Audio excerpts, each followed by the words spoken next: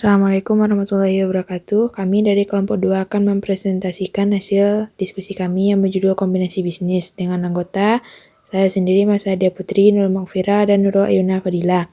Materi pertama akan dibacakan oleh Nurul Ayuna Fadila. Kombinasi bisnis.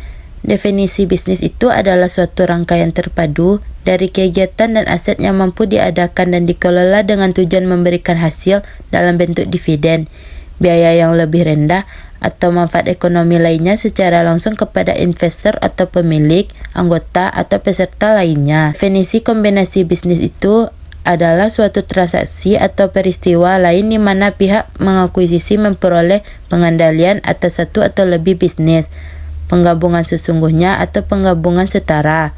Yang termasuk dalam pengertian kombinasi bisnis adalah transaksi sebagai berikut. Yang pertama, merger yang dapat dilihat pada gambar.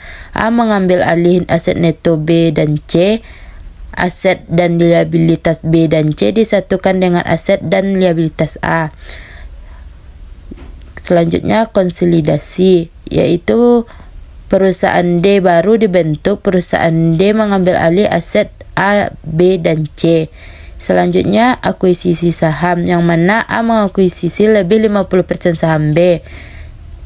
A memperoleh pengendalian terhadap B. Kombinasi bisnis melalui akuisisi saham.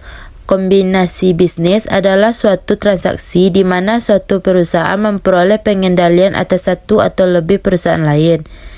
Yang selanjutnya, pengendalian suatu perusahaan dapat diperoleh melalui pembelian lebih 50% saham berhak suara atau saham biasa. Saham yang diperoleh atau dibeli dicetak di akun investasi saham sebesar nilai wajar imbalan yang diserahkan. Selanjutnya, perusahaan mengakuisisi tidak perlu mencatat masing-masing aset dan liabilitas dari perusahaan yang diakuisisi. Materi selanjutnya, kombinasi bisnis akuisisi bertahap. Dalam kombinasi bisnis secara bertahap, mengakuisisi 1. Mengukur kembali kepentingan ekuitas sebelumnya pada nilai wajar. 2. Mengakui keuntungan atau kerugian dalam laporan laba rugi jika ada. Reverse acquisition. 1. Reverse acquisition terjadi jika entitas yang menerbitkan saham, pihak pengakuisisi secara hukum teridentifikasi sebagai pihak yang diakuisisi. 2. Dalam reverse acquisition, pihak yang diakuisisi secara hukum menjadi pihak pengakuisisi secara akuntansi. 3. Pihak pengakuisisi secara akuntansi biasanya tidak memberikan imbalan kepada pihak yang diakuisisi. 4. Jika memenuhi kondisi reverse acquisition, maka entitas yang kepentingan ekuitasnya diperoleh pihak terakuisisi secara hukum harus menjadi pihak pengakuisisi untuk tujuan akuntansi. Pengendalian ketika entitas induk 1. Memiliki secara langsung atau tidak langsung melalui entitas anak lebih dari setengah atau lebih besar 50% dari kekuasaan suara suatu entitas, kecuali dapat ditunjukkan secara jelas bahwa kepemilikan tersebut tidak diikuti dengan pengendalian. Metode akuisisi. Entitas mencatat setiap kombinasi bisnis dengan menerapkan metode akuisisi. 1. Pengidentifikasian pihak pengakuisisi. 2. Penentuan tanggal akuisisi. 3. Pengakuan dan pengukuran goodwill atau keuntungan dari pembelian diskon. 4. Pengakuan dan pengukuran aset teridentifikasi, liabilitas yang diambil alih, dan kepentingan non-pengendali. Metode akuntansi. Perusahaan mencatat setiap kombinasi bisnis dengan menerapkan metode akuisisi yang mensyaratkan 1. Aset dan liabilitas aset neto yang diambil alih dicatat sebesar nilai wajarnya. 2. Goodwill diakui jika nilai wajar imbalan yang diserahkan lebih besar dari nilai wajar aset neto yang diambil alih. 3. Laba akuisisi diakui jika nilai wajar imbalan yang diserahkan lebih rendah dari nilai wajar aset neto yang diambil alih. Tidak boleh mengakui goodwill negatif. Materi selanjutnya akan dibacakan oleh Nurul Makfira. Biaya terkait kombinasi bisnis. Biaya yang dikeluarkan acquirer dalam rangka kombinasi bisnis mencakup 1. Biaya makelar, 2. Advis, hukum, akuntansi, penilaian, dan biaya profesional atau konsultasi lainnya.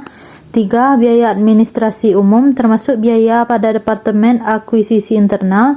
4. Biaya penerbitan efek utang atau obligasi dan efek ekuitas atau saham.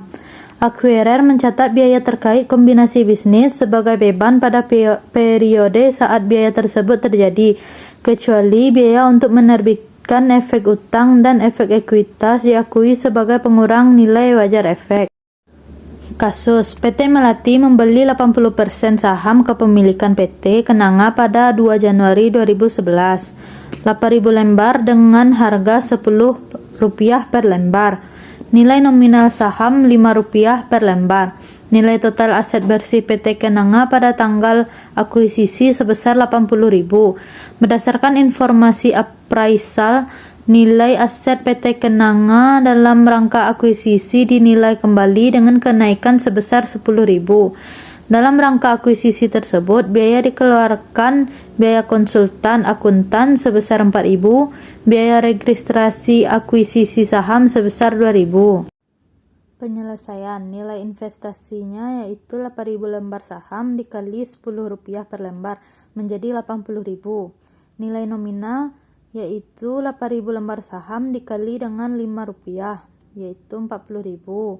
Nilai aset PT Kenanga sama dengan 80.000 ditambah 10.000 menjadi 90.000. Biaya konsultan akuntan 4.000. Jadi jurnalnya yaitu yang pertama, investasi dari PT Kenanga sebesar 80.000 yang didapatkan dari nilai investasi tadi, yang di bagian kreditnya itu modal saham sebesar nilai nominal yaitu 40.000 dan tambahan modal saham sebesar 40.000 yang didapatkan dari selisih investasi dikurang dengan modal saham. Yang kedua yaitu biaya akuisisi yang dikeluarkan sebesar 4.000 dengan kreditnya kas. Yang ketiga yaitu biaya registrasi sebesar 2.000 dan kas dikredit sebesar 2.000. Baiklah, sekian hasil presentasi dari kelompok kami. Assalamualaikum warahmatullahi wabarakatuh.